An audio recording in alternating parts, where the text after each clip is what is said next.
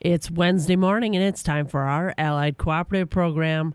I've got Isaac Brown. He's certified energy specialist out of Hickston.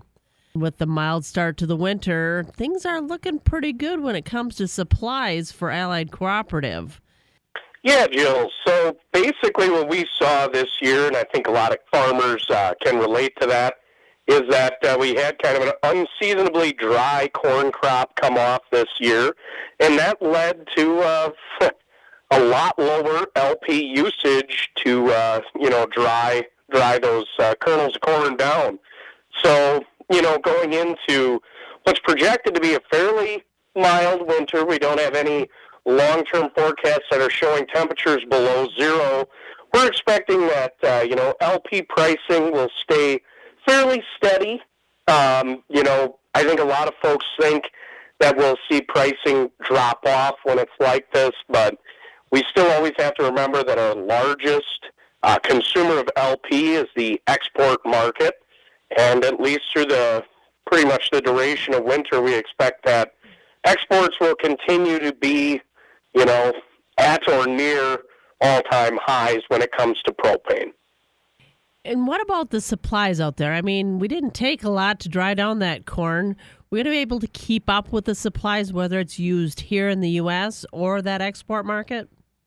Yeah, so here in the United States, we've been seeing a surplus of rail cars of propane, which, if you know what a rail car is, that's over 30,000 gallons, or right in that ballpark of LP on every one of those, and many companies have to take that LP and put it into storage, or those rail cars just end up sitting, at many terminals up here in the Midwest.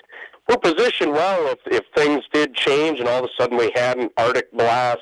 Your local Allied Co-op is going to be well positioned to get you gas anytime throughout the heating season.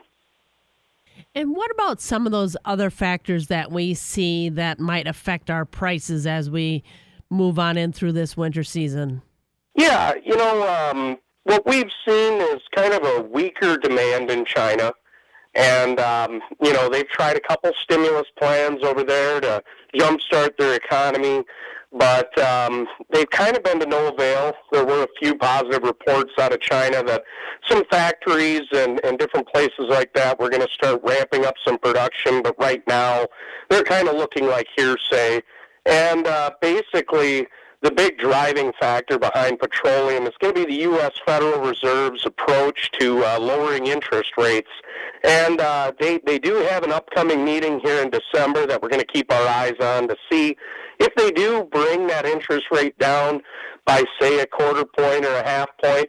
That could drive petroleum prices in general higher, just based on the sentiment that the economy is stabilizing and we'll expect higher demand from large, factories and different commercial applications for propane and other petroleum products like diesel fuel and gasoline. With our colder weather, we need to take care of those diesel motors too. What about the blends that happen at Allied Cooperative? Are they available to keep our motors running? Absolutely, Jill. So one thing that Allied does, working with Cenex and CHS, is we automatically bring a cold flow improver additive to our diesel fuel that's terminally injected at our terminals that we pick up fuel from. So basically, right off the bat, diesel fuel that Allied brings at Cenex Premium is going to be 14 to 15 degrees cooler before it clouds. So you're taking a 10 to 15 degree fuel at the terminal and automatically getting it down to about 0 degrees of operability. Now, a lot of folks think that if you throw more additive to the fuel, the lower I can get it to operate. But that's pretty questionable to do because a lot of additives may not interact well together, and actually the best way to lower the temperature of diesel fuel is blending number one diesel fuel. So got to emphasize that number one diesel fuel is another form of diesel fuel that's been stripped of the WAXX, and that helps it flow better in your equipment at lower temperatures. It actually has a cloud point of -50. So the more number one you blend, the lower your fuel will operate at. And we just want to make sure that folks aren't pouring the wrong kind of additives in there and doing more harm than good. And from that winter diesel fuel, contracting comes to my mind. And as we wrap up this year, sometimes it's good to reach out and do some of that contracting. What's your opinion on the fuel prices as we move through the winter? Diesel fuel, a lot of guys are probably starting to look at this time of year as, hey, I should be contracting for my next 12 months of inputs, especially when it comes to farming. And we're starting off this year cautiously optimistic that, maybe it's a better wait and see approach to what, a new administration brings to the market, whether, it's advantageous for farmers to book now or maybe, look a little into January or February, kind of around that Valentine's Day when a lot of guys used to joke about going to the co-op and picking up their flowers for their wife and, booking their diesel at the same time. So that might be more the time that we see a better direction for diesel fuel and those other petroleum-based farm inputs.